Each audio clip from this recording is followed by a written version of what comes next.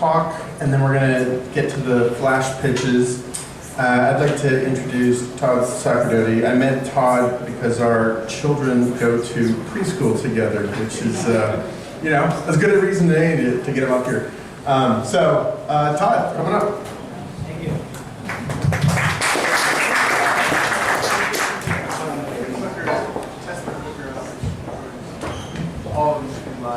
Hello. You guys hear me? Cool. So my name is Tod Sacerdoti, and I was the founder and CEO of BrightRoll. Just real quick show of hands, how many people know or have heard of BrightRoll and what we do? Okay, so real quick, we were a video advertising company, originally really an ad network business, and eventually became a software platform for the video ad industry. I founded the company in 2006, and we sold the company in December of 2014 for $640 million to Yahoo, and I'm actually still at Yahoo, and I have a 3-year arrangement with Yahoo. And about a year and a half into my tenure there, they actually asked me to give a talk sort of about the BrightRoll story, and that was really the sort of founding of this talk. Nathan saw my blog post on it and sort of asked me to share it. And when I put it together, I think, I thought about what are all the lessons learned from running a startup and having a great exit and doing it for roughly a decade. But I think really, like, startup successes and lessons learned, they've just really been well documented by so many people. And so I wanted to focus really my talk on sort of what were the non-obvious lessons learned. And in many ways, this talk is really about which rules can you break and sort of how do you know when to break them, as much as it is about startup best practices in general. So just a little bit about the company. So this is our revenue trajectory over the 9 years that I was running the company.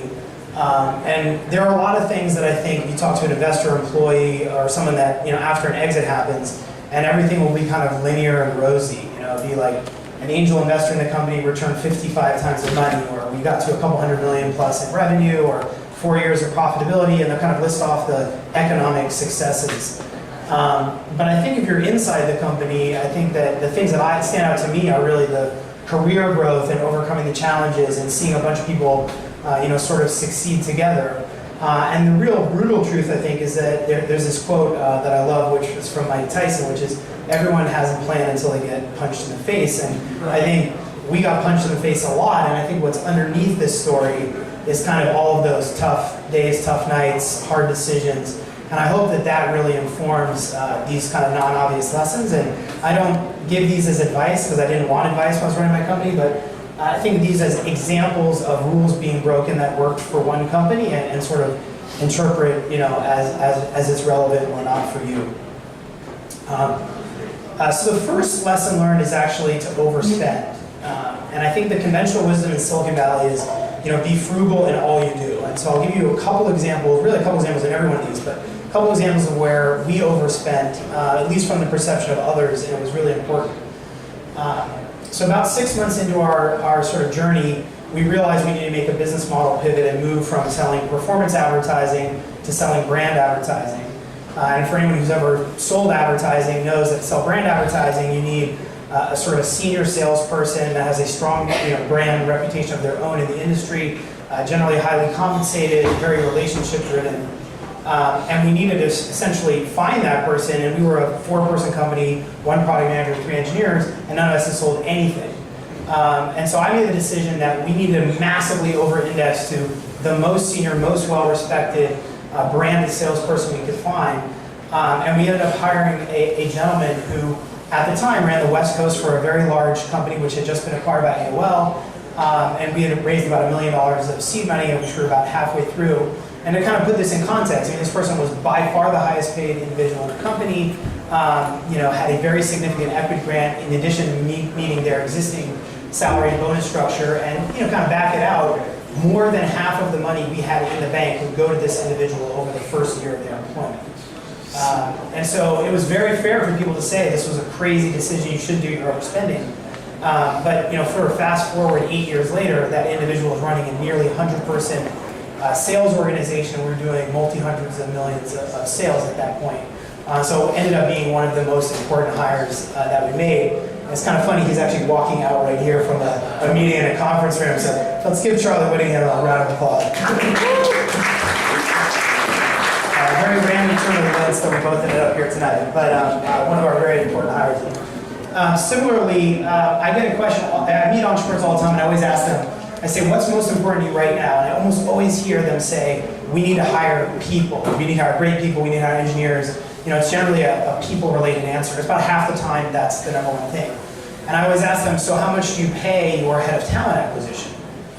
And I get like the funniest answers. I get this, well, you know, we don't really have a head, or, you know, we have a, you know, the sister of the co-founder or the brother of some guy who works here is kind of doing it on a contract basis, and we only pay on performance, and, you know, it's always these like hacky answers. But I never hear if someone says, can you fix that? Somebody says, you know, we're revenue focused, and then I say, how much do you pay your head of sales? And of course, they're like very proud of, you know, having a well-compensated head of sales. And so we hired in about 2011 a head of talent acquisition. That was one of the highest paid employees in the company. It was really a bet the company decision on this individual because we had essentially stopped hiring engineers. We had actually been net negative over a 6-month period. And I found an individual who I thought was a unicorn. I thought would change the trajectory of the hiring process, a huge reach for this individual. But about 6 months later, it went from being a competitive weakness to a competitive advantage in terms of the organization and the processes that they built. So I have other stories of that, but I think the lesson is you can't overspend on great people when they're in a position to change the trajectory of your company. I think it's funny that Michael Jordan playing baseball has come up twice tonight. But lesson 2 is don't innovate. And I tell a story. My mom comes to my house every Sunday to hang out with my kids.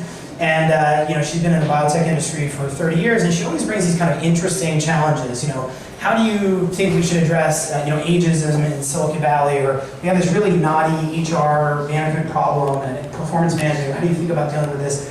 And you're an innovative company. You know, you should solve this. And over the years, I really just came to the assessment that if solving something that wasn't core to our differentiation spent like 1 minute of my time, it was a waste of time.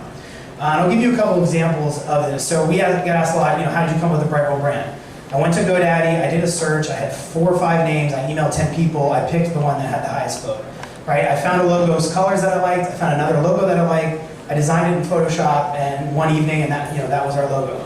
Our marketing collateral was really just find some B2B company that you like their marketing collateral, change the colors, change the logo, and just go with it. It's just, there's so much time, I think, in these early stage companies where people are spending tremendous time innovating in things that have absolutely nothing to do with their businesses. And I think the areas in which I'm probably the most skeptical here is where sort of any process that touches people. So, you know, someone will say, we've got a new performance management system where we're going to rate people on a bi-weekly basis, and then we're going to aggregate, and then we're going to do, you know, school grades, and it's really complex. It's like, first of all, it's probably worse than the best practice that's out there. And second of all, the amount of time you're spending is taking away from really core things you can do to be building your company and your differentiation. So when I reflect on our company, we went to people at Google who said, what's our quarterly review process? We copied it. I heard LinkedIn had a really good all-hands meeting. You know, I literally copied it down to the like template by the minute. And anytime you can find like just some set of best practices, you know, you just replicate it and move on. So if someone came to me and said, we have an idea to build some software around recruiting engineers, and it's identifying and contacting them, it's like, maybe, because maybe there's some opportunity to have an edge there, and maybe it would change the trajectory of your company, but I'm definitely skeptical of that effort initially, and my sort of strong bias would be don't innovate unless it's absolutely required and core to your business. So the third rule is be an asshole, and I think Silicon Valley has this standard kind of no assholes rule. And I'll give you sort of 2 examples where it was important for us to be an asshole. So one was early in our history, this is relatively nuanced to our business, but the video ad unit in video advertising is a video ad before content. You've all seen it. You press play on a video and you have to wait 30 seconds and you curse BrightRoll and all the other companies that do it. But that's the video ad unit. And a bunch of companies have figured out, well, we can just take a display ad, you know, like a banner ad off to the right, and we can auto-start a video player and play the 30-second ad, and then play content after that, and the user won't care because it's kind of off to the side. And we called this essentially fake pre-roll, because pre-roll was the ad unit, and this was like a fake way of doing it. It was about 1/10 the cost. And it was fundamentally hurting our business, because every time we would sell, you know, buyers would say, well, I'm getting this much cheaper from one of your competitors. And so actually Charlie and I kind of went on this road show, and we showed it to all these ad agencies. here's the people that are doing it, here's the brands, here's how it's done, screenshots and links. And basically the assessment in the end was that they were complicit in the behavior because essentially they were being rewarded by their customers to get lower prices. And their customers in many cases didn't understand what was happening. And so this was really critical, to our business. And so we decided what to do was we were going to do a few things. First of all, we reached out to one of the big ad publications called Adweek, and we wrote a byline. And in the byline, we explained everything that was happening. We named advertisers, we named agencies, we named competitors. And then we did a corporate blog post with links to all the things and screenshots and much more detail. And you could definitely argue this was a major asshole move. I mean, we not only called our competitors, we called out some of our customers, but we really needed to shed light on this. And we actually provided a list of 10 questions to ask any vendor in the industry that you're doing business with to figure out if you're participating in this. And we started hearing these questions asked of our sales team in market, so we knew that we had made an impact and moved the business forward. Another example was the head of advertising for a big consumer products company called Reckitt, sort of at the peak of the financial crisis, decided to move $20 million into our category, which was a huge budget. And the catch was he was paying $3 for pre-roll ads, which was about kind of 1/5 of the going rate. And so, of course, we said, even though it was probably a money-losing or best-case scenario break-even proposition, we're like, yes, we will do it, no problem. Sign the IO, let's get running. And we called a bunch of our publishing partners who were kind of CNN, Yahoo, and ESPN at the time. And of course, this advertiser had also called them, and they had all turned him down when he had offered $3. And I got 2 personal phone calls, one from Microsoft's, I think, head of video, and one from Hulu's head of sales, that basically directly said you did either a disservice to the industry or, frankly, that was an asshole move to take that campaign. But fundamentally, this was disintermediation, at its core. We owned no inventory. We were a software platform. There was no risk to us taking this campaign. We ended up running it for about 2 to 3 years before we ended up firing the customer because it was unprofitable. But it was a huge advantage for our business, and it was competitively challenging for them. So the lesson here, I think, is be an asshole. It's generally within your industry, not within your company. And I think, be strategic about the times that you sort of pull that card. So trivia question, why do band tour managers ask for green M&Ms in the green room of a concert? Who knows? Yes? It's attention to detail, it's a test. It's attention to detail, it's a test, yeah. So I call it an edge case, but it's a signal. If there's green M&Ms in your waiting room, then the speakers are gonna work, the microphones will work. If there's not green M&Ms, you're concerned, right? And I think because Silicon Valley is sort of so focused on the MV everything, minimum viable hiring process, minimum viable company function, minimum viable product, we sort of forget about every edge case. I'm going to give you 2 edge cases that were really material for us. So our head of talent acquisition came to me about 6 months after we hired him, and he said, I want to reimagine the hiring process at BrightRoll. I said, great. Hiring process is terrible. We really need to improve it. And he said, I'm going to optimize the entire process around the rejected candidate. And I remember going, that sounds like a really bad idea. The rejected candidate costs us money, takes our time, gives us no value. Why optimize for the rejected candidate? And what he said is, we touch a lot more rejected candidates than we do accepted candidates. And if you optimize the process for them, what you basically do is you fix the process for everybody. And so the things we did were actually really simple. So we talked to a bunch of rejected candidates, what they liked about the process, what they didn't, and we did some simple things. So our sort of talent acquisition person was in the lobby of our office waiting for the candidate when they walked in. We gave the person a personal tour. We never left them alone for more than 5 minutes. We had 2 sort of very core values that we wanted to demonstrate in the hiring process, getting shit done and transparency. And so part of the interview process was an opportunity for them to demonstrate their ability to get stuff done. And we were very transparent with them during the interview process. Here's how it's going, here's concern areas, here's some feedback we've gotten. If the interview was going to end in a failure, we wouldn't continue the interview, we just let them know and have them leave. And we actually hired, within the 12 months after doing this, we had 3 referrals from rejected candidates, which to me is such an incredible metric. So if anyone ever tells me they're measuring the referral rate of their rejected candidates, I know that their hiring process will be tight. Another edge case that I'm now very personally aware of is remote offices. How many people here work in a remote office?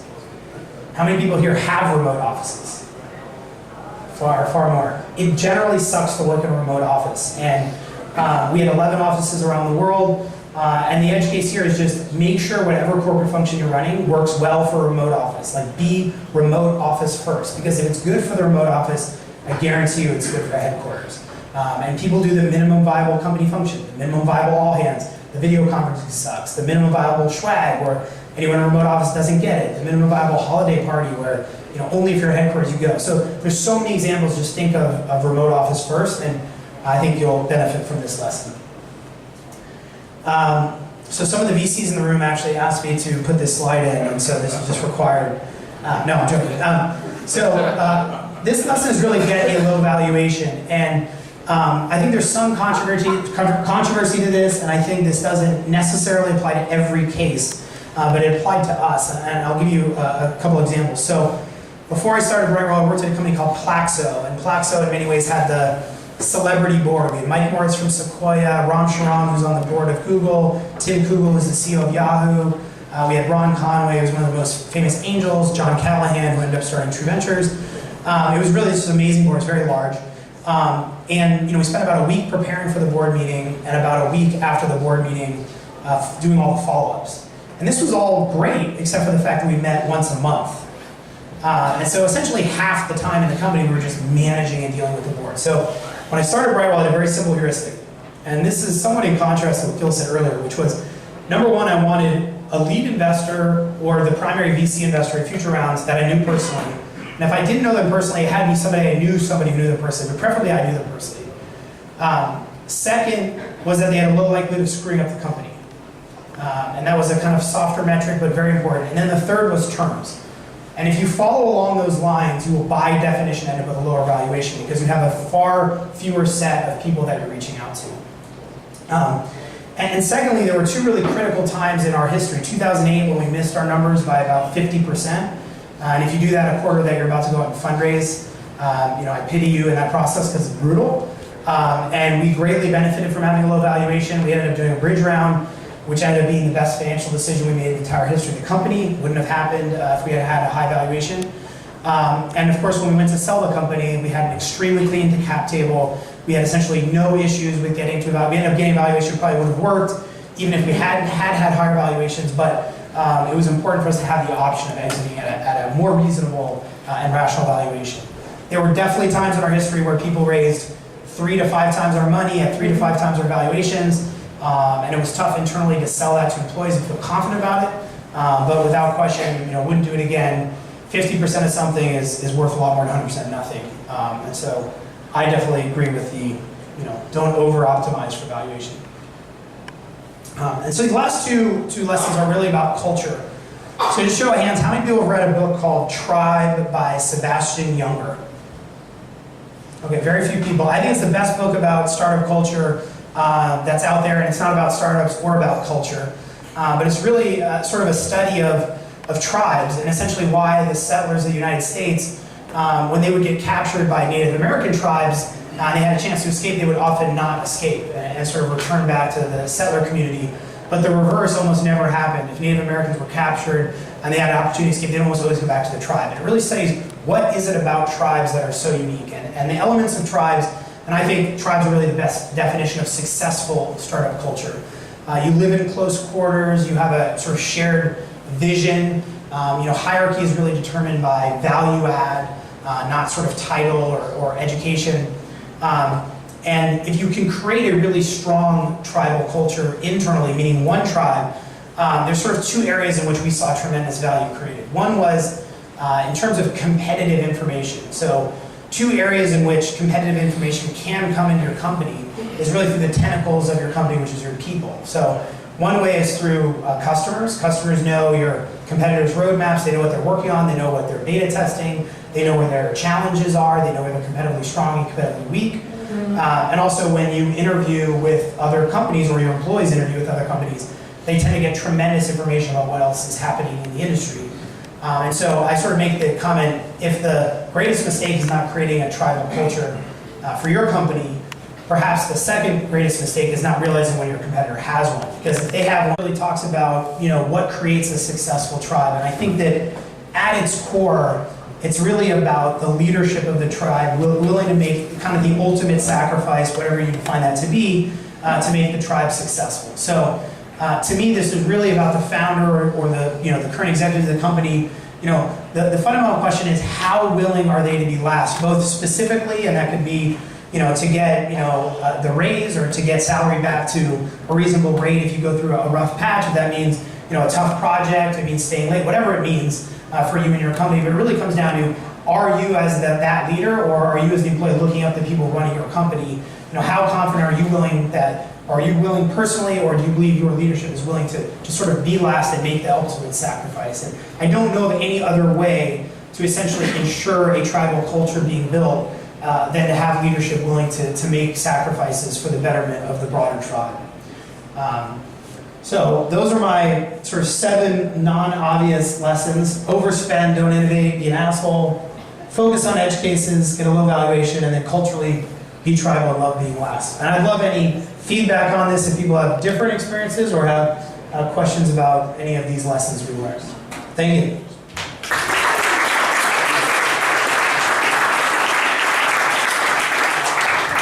We have about